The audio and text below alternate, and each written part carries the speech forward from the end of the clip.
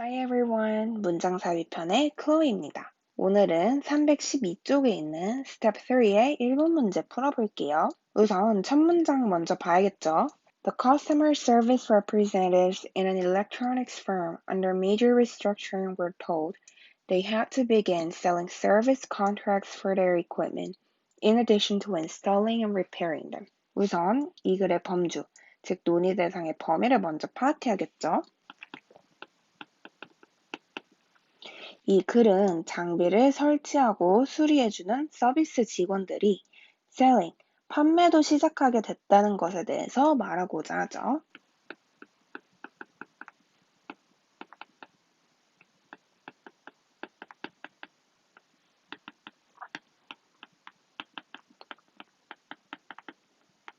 이때 중요한 부분을 캐치하는 팁을 제가 하나 드리자면 기존과 다른 어떤 변화, 새로운 점, 더 발전된 점 등을 언급하면 작가가 그 변화된 점에 대해서 설명하고자 글을 쓰는 경우가 많기 때문에 여기서도 begin selling을 핵심으로 잡았어요.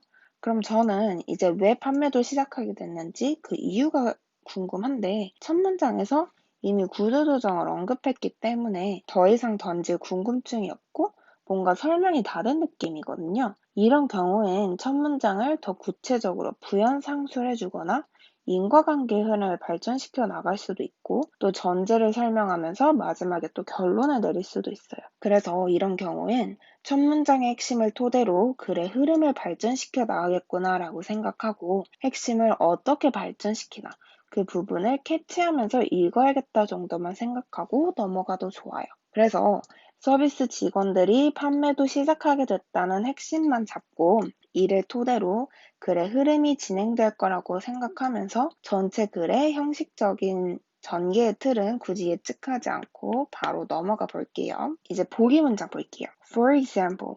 우선 접속사 for example 나왔죠?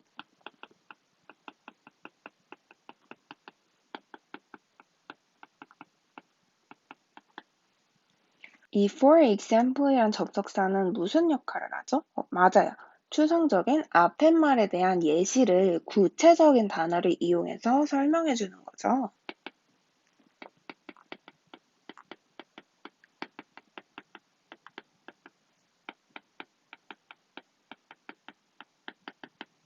근데 이때 우리가 종종 놓치고 생각하지 못하는 for example 접속사에 아주 중요한 두 가지 특징이 있어요. 우선 구체적 사례를 아무거나 드는 것이 아니라 반드시 앞문장의 핵심 서술어의 범위와 사례의 범위가 같아야 한다는 거 하나, 그리고 사례의 뒷문장은 앞에 구체적 사례를 다시 한번 추상적인 단어로 종합 부연해야 한다는 것이 그 두 번째 특징이에요. 그래서 우리가 예측 가능한 건 사례가 들어갈 부분 앞에는 추상적으로 서술된 문장이 사례의 서술어와 동일한 범위에서 오고 사례 문장 뒤에는 사례의 구체적인 단어들을 다시 추상적인 단어로 종합하거나 부연해주는 문장이 오겠죠.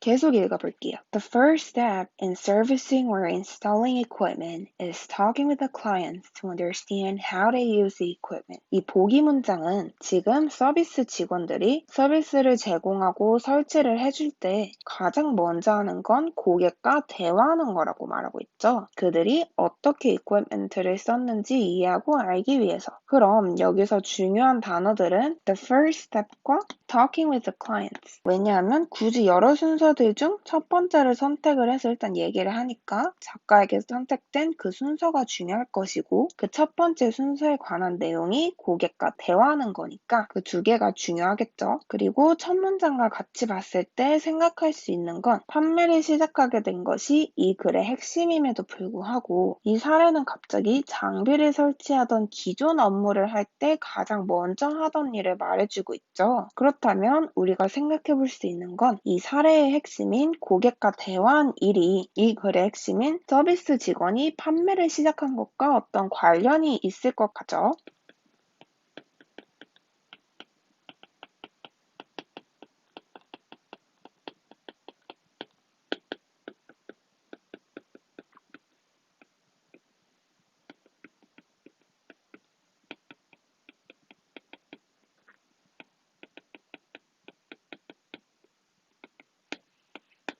그렇다면 이제 글을 읽을 땐 판매도 시작하게 된 것을 기준으로 글의 흐름이 어떻게 발전되어 나가나 그걸 파악하면서 읽고 for example 접속사가 갖는 그 앞뒤 문장의 특성에 맞는 부분을 찾아서 주어진 문장을 넣어줘야겠다고 생각하고 글을 읽어야겠죠. 그럼 앞뒤 문장의 범주 생각하면서 두 번째 문장부터 읽어볼게요. This generated a great deal of resistance.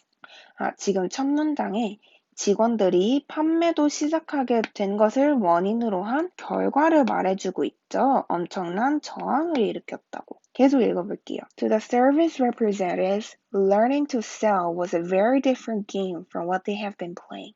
판매를 배우는 것이 서비스 직원들이 기존에 하던 설치 수리의 일과는 너무 달라서 저항했다고 그 결과에 대한 이유, 원인을 말해주고 있죠. 계속 읽어볼게요. But it turned out they already knew a lot more about sales than they thought. 여기서 중요한 단어 but 그리고 already knew. 우선 but이란 접속사는 앞뒤 내용의 핵심을 대비시키면서 흐름을 전환하고 앞뒤 대비를 이루는 상대어가 그 흐름의 핵심이죠. 그래서 앞에 핵심이면서 상대어인 different가 but 때문에 but 이후의 내용을 추측 가능하게 도와주죠. 즉, 판매를 배우는 게 기존의 것과 not different 하다, 다르지 않다. 여기서 not different라고 써있진 않지만 already knew, 이미 알고 있다가 다르지 않다의 문맥적 동의어라고 볼 수 있어요. 그렇다면 이 but 문장이 전달하고자 하는 바는 결국 판매와 기존에 하던 수리 설치의 일이 그들이 생각하는 것만큼 다른 게 아니라 같다라는 거죠. 그렇다면 1번과 2번은 보기 문장이 들어갈 수 없겠죠. 계속 글의 흐름이 판매를 시작했다는 것에 두고 그것에 대한 결과에 대한 구체적 이유, 그리고 그 이유에 반대되는 사실 발견. 이런 식으로 글이 꼬리에 꼬리를 물고 글이 이어지고 있기 때문에 갑자기 수리할 때 가장 먼저 해야 할 일이 들어가기엔 글의 흐름이 좀 부자연스럽고 1번과 2번 자리 뒤에 있는 문장들이 주어진 for example 문장을 다시 종합적으로 정리를 해주거나 부연해주는 문장이 아니기 때문에 접속사의 특성을 고려해도 이 자리엔 맞지 않아요. 또 2번에 주어진 문장이 들어가고자 한다면 글의 흐름이 다르다 해서 같다로 전환되기 전에 어떻게 다른지 그 설명을 해주는 게 되는데 이때 판매와 기존의 업무가 다른 것을 설명하려면 둘 중에 하나만 설명할 수 없고 각각의 것이 어떠한 점에서 어떻게 다른지 둘 다 각각 설명해줘야 해요. 근데 보기를 2번 자리에 넣는다면 기존의 업무와 관련해서만 구체적 설명을 하고 판매에 관해서는 구체적인 설명 없이 바로 but이 오면서 already knew 하다라고 글을 전환시켜버리기 때문에 또 이런 이유로도 2번 자리에는 적합하지 않아요. 계속 읽어보면 The same is true when selling. 정답 3번이죠.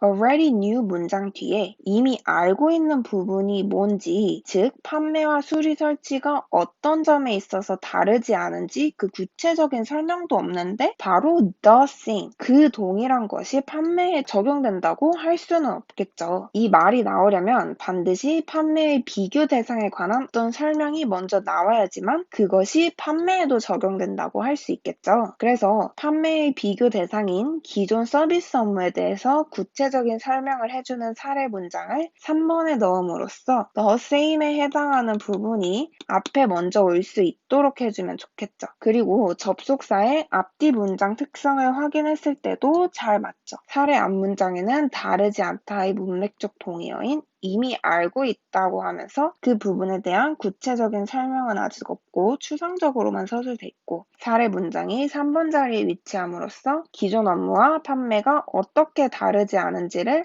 먼저 기존 서비스 업무에 관해서 구체적으로 설명을 해주고 3번 뒤의 문장이 다시 the same, 그 동일한 것이라고 하면서 앞의 내용을 그대로 받으면서도 추상적인 용어로 종합한 것을 판매에도 적용된다는 점을 부연하면서 글을 전개해 나가죠. 그러고 나면 그 다음 문장은 The salesperson first has to learn about the customer's needs. 당연히 판매자는 우선적으로 고객의 필요를 알아야 한다고 하면서 판매와 기존의 서비스 업무가 다르지 않음을 이번에는 판매 측면에서 구체적으로 짚어주고 있죠. 그래서 역시나 4번이 정답이 아닌 이유도 판매에도 적용된다는 점을 바로 구체적으로 판매 측면에서 설명해 주는 것이 주어진 앞뒤 문장의 범주와 흐름이 자연스럽기 때문이에요. 그리고 나면 이제 마지막 문장은 서비스 직원이 제품에 대한 지식과 실무 경험이 풍부한 것이 영업에 확실히 중요하다라고 하면서 또 다른 already new한 부분, 즉 기존 서비스 업무와 판매의 다르지 않은 또 다른 부분을 언급하면서 글이 끝나고 있죠.